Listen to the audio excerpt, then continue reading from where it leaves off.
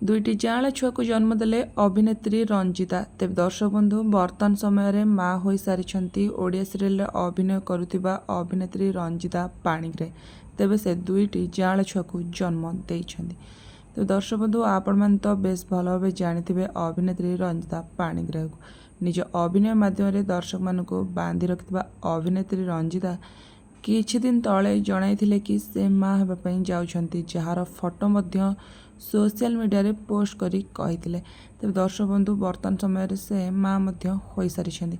तेबे आपण मैंने तो अभिनेत्री रंजिता पाणिग्राही अभिनय को सीरियल माध्यम निश्चित भाव देखिथिबे। तांको अभिनय मध्य आपण मानकु निहाती भाव पसंद आसीथिबो।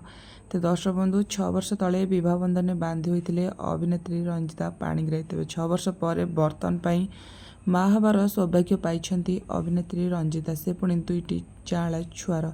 तेबे दर्शक बंधु अभिनेत्री रंजिता पाणिग्राही शेष थर पर माया और ममता सीरियल रे अभिनय करथुवार नजर रे आसीथिले।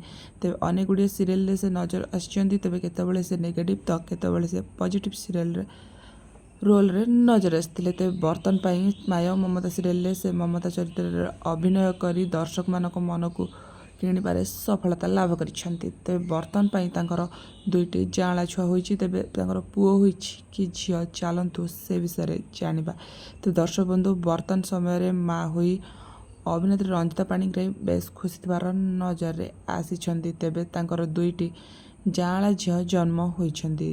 दुई झियो को नहीं बेस खुशी अछन्ति अभिनेत्री रंजिता। तेबे बर्तन पई से हॉस्पिटल रहिछन्ति। एथि सहित तांको परिवार लोक मध्य बेस खुशी थिबार नजर रे आसिछन्ति।